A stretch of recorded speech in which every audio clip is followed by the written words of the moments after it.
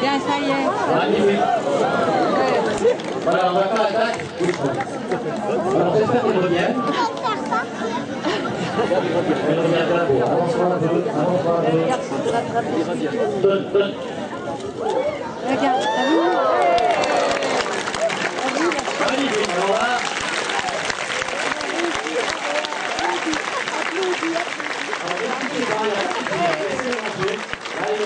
Il est tout en l'heure, il est bien. Alors réellement, il ne faut pas qu'on le récupère. Alors on va demander à un polonais d'aller. Voilà, c'est bien. On va aller gentiment rechercher notre femelle couleur. Et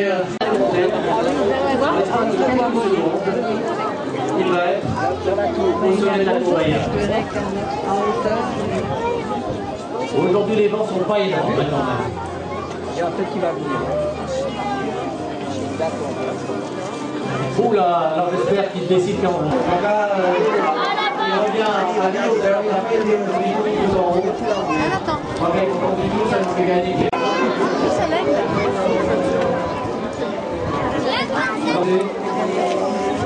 Non, c'est toi. Voilà, je crois que j'ai fait la démission. C'est tout du savoir-faire.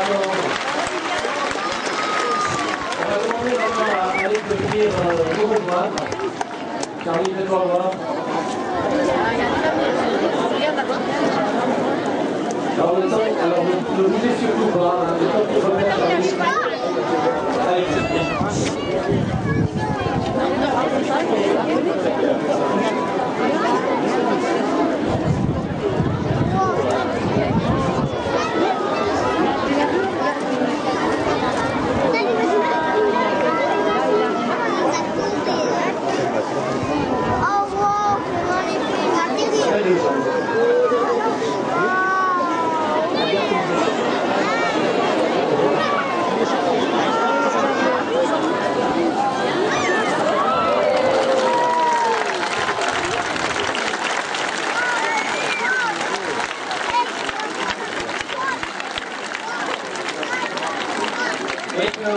On est vraiment beaucoup au monde, donc il a eu de la peine à voir le maître Fauconnier Charlie, il aime d'ailleurs beaucoup plus que moi.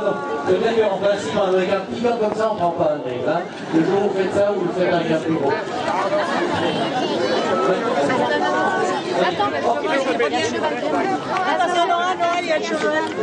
Voilà, on va juste de vous présenter nos rapaces.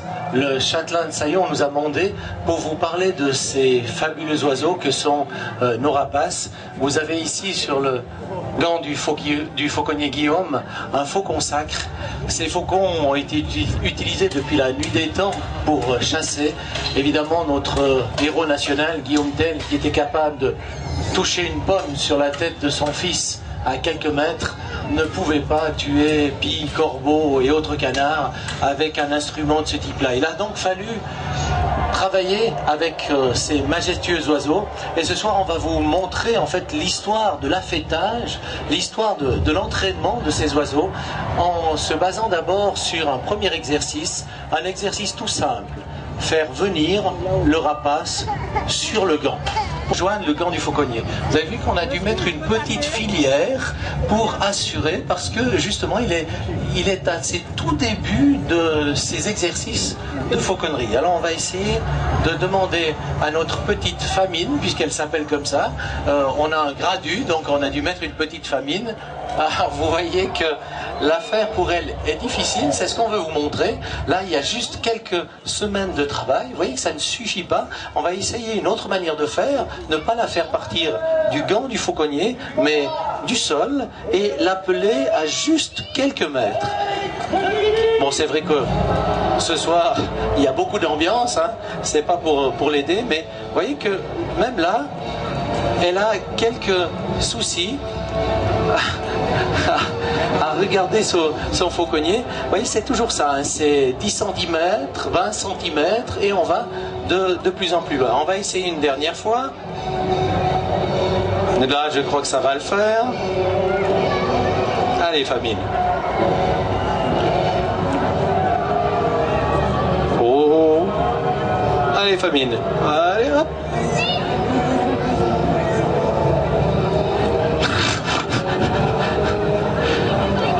impressionné, c'est pas possible. Allez, famille. Voilà, hop. Encore un petit coup. Et c'est parti. Oui, c'est même parti un peu trop loin. Oui, vous pouvez... je sais pas si elle a mérité que vous l'applaudissiez, mais enfin, tant qu'à faire, merci. Voilà, on va rentrer notre petite famine.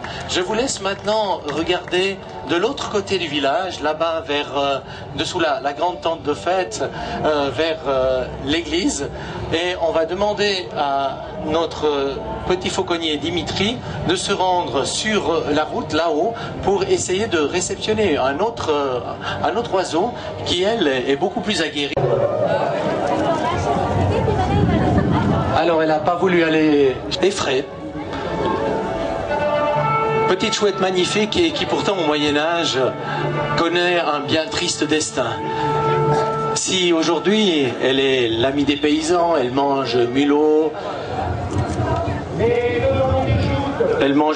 rats et petits rongeurs, à l'époque elle est considérée comme la dame blanche. Or, la dame blanche, c'est la mort.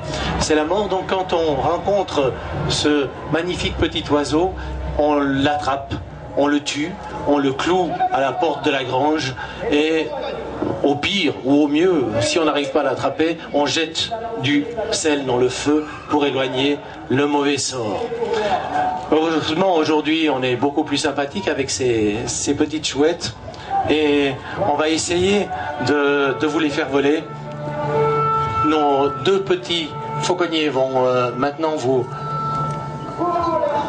montrer que ces oiseaux-là, avec un peu de travail et de patience, peuvent rejoindre le gant du fauconnier. Voilà, c'est parti. Ouais, magnifique.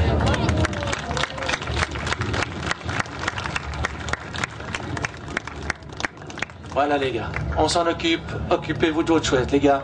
Hop, les chouettes, voilà. Alors on va lui demander encore à ce petit mâle de faire un retour sur le gant du fauconnier. Ce sont des nocturnes et pourtant ils voient très très bien de jour aussi. Alors voilà, là on va l'appeler, il a repéré son fauconnier.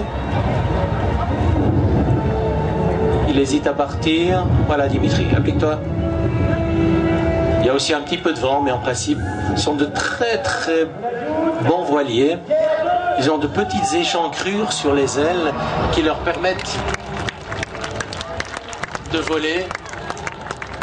Maintenant qu'elle est venue vous dire bonjour, on va pouvoir continuer notre présentation des nocturnes avec... on a eu des petits, donc on n'a pas pu les travailler comme on voulait.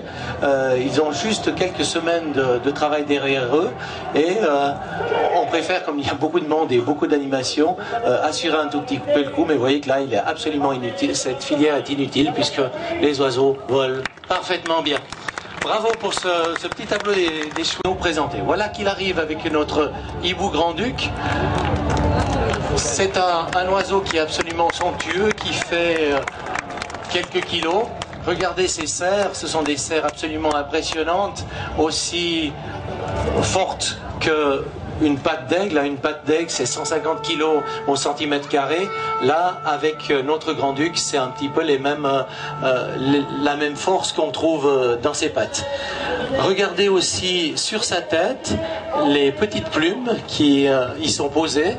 Au niveau scientifique, on ne sait pas trop à quoi servent ces plumes, mais nous, pour nous fauconniers, c'est tout à fait intéressant parce que lorsque l'oiseau est stressé, ses plumes se rabattent. Alors que quand ses plumes sont levées, il est en principe assez tranquille. Là, vous voyez que ma théorie, elle est à peu près juste parce que notre hibou tourne quand même sa tête un petit peu de tous côtés.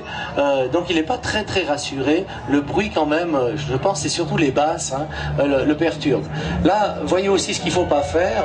Cet oiseau a été élevé par Charlie, donc il a un rapport très très particulier avec lui, mais c'est un sale caractère. Je parle de l'oiseau évidemment, et si je m'approche de lui, vous verrez que l'oiseau va très vite souffler alors que Charlie joue avec lui. Tous ces oiseaux, il ne faut absolument pas les toucher. Et ils ont, d'abord ils n'ont pas plaisir à le faire, ce sont ni des chats ni des chiens, donc ils n'ont pas un pelage et c'est pas agréable pour eux. D'ailleurs, vous savez que lorsqu'une plume se casse ou qu'elle est ancienne, ces plumes sont changées, c'est la fameuse mue, où une fois par année, des plumes poussent et remplacent les plumes précédentes. Regardez là-haut, on va faire partir notre gratu. Restez assis, vous voyez bien, il n'y a aucun problème. Voilà Kevin, c'est à toi.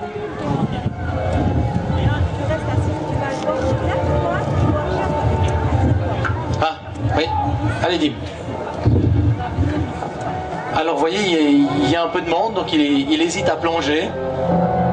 On va quand même insister un tout petit peu. De nouveau, c'est un tout jeune oiseau de l'année, donc on commence à lui apprendre les gestes premiers, et pour lui c'est toujours une difficulté.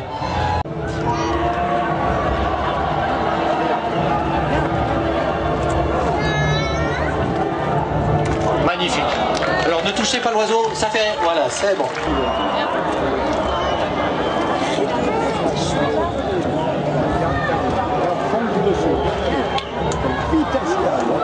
Voilà, magnifique. Maintenant, on va lui demander de faire une attaque. Il va repartir sur le village et aller chercher ses airs, soit avant ou soit après la... Ouais, il va passer derrière. Et on va avoir droit à l'attaque. Voilà, il arrive. Magnifique. Voilà, je crois que on ne pouvait pas tellement faire mieux. Vous avez vu, par contre... Vous avez vu la difficulté, pour nous l'air est transparent alors que l'air a d'autres règles de venir vers vous.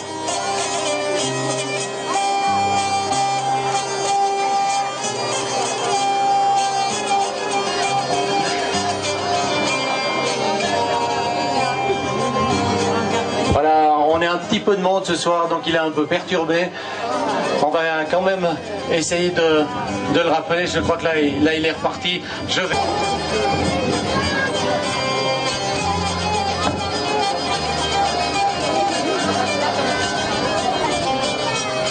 Viens gamin, hop, allez viens. Hop, allez. Ouais Martin, c'est bien. Voilà, on va demander au chevalier Martin de nous apporter cet aigle pour que vous puissiez le voir de près. Alors, voilà ce magnifique pigargue à tête blanche qui s'est fait désirer. On va demander peut-être juste à Martin maintenant de s'avancer. Non, on s'avance. C'est sur cette image du chevalier Martin et maintenant du maître fauconnier Charlie qui se présente à vous. Non, prends-le Charlie. Viens avec moi. Que se terminent les fêtes médiévales de Saillon à l'image de l'aigle qui s'est fait désirer.